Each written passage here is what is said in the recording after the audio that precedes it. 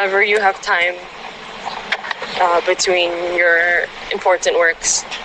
The belt of the Kia is squeaking when you turn on the AC. Pag nag-aircon dun mutunog. So i-adjust natin dito. Yan. Yan, luwagan. Pagkaluwag, ano yun to?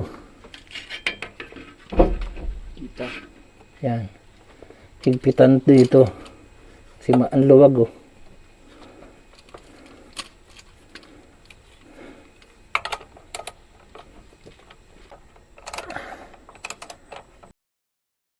Pakanan.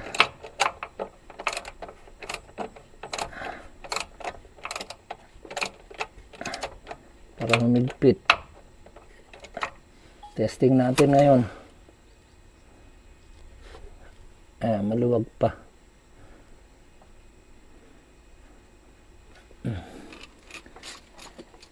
Kahit one half man lang sana, 1/2 inch ang ano.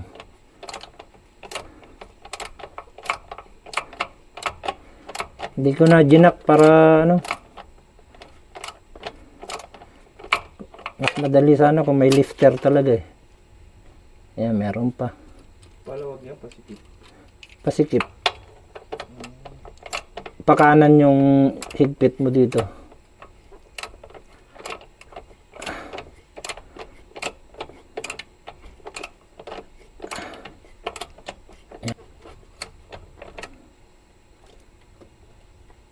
Yan, 1/2 inch na yung ano niya. Okay, pwede mo nang higpitan. Na-adjust na yan, ito yung adjuster niya eh. Ngayon, higpitan dun sa may mismong pulley. Ay. Ito.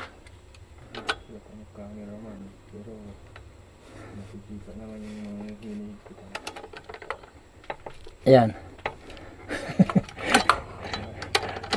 Ang importante, kapa-kapa na lang. Ang hirap ng, kaya mekaniko kailangan talagang marunong kang mga pa. Ayan. Durado, 14 o 15? Tama. Kasi pumasok na kanina eh. Yun o, tiyaga lang. Ayan.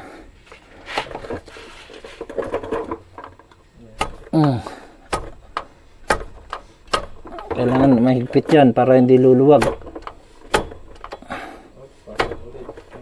Okay. Oh, okay na.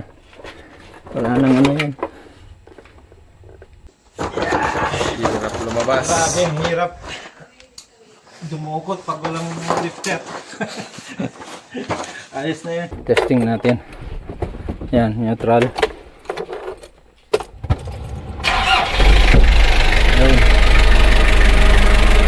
So, hinigpitan na natin din to. So, yung sa baba ang may problema.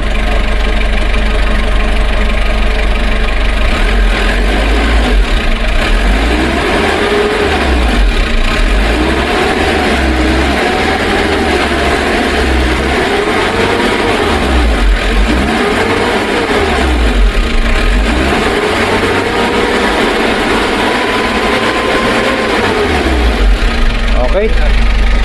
So, check na rin natin yung hydrogen natin.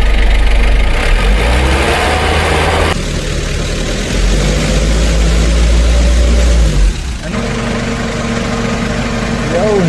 Okay, sinunyagar mo nga.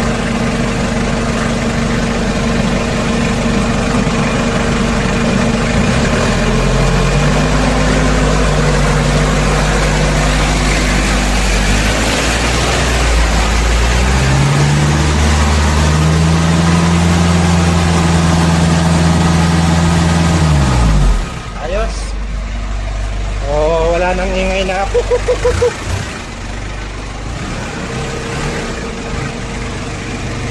Ano na kasing ano yun?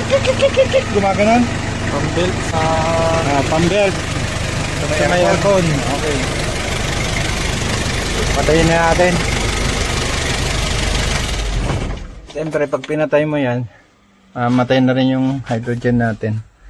So, yan lang. So, yun lang ang problema niya, yung sa may pump belt adjustment. Yun dun sa may pulley ng adjustment ng aircon pump belt. So, yun lang, nandun lang sa ilalim. Okay? So, hindi na kailangan na palitan yung pump belt. Okay? Thank you.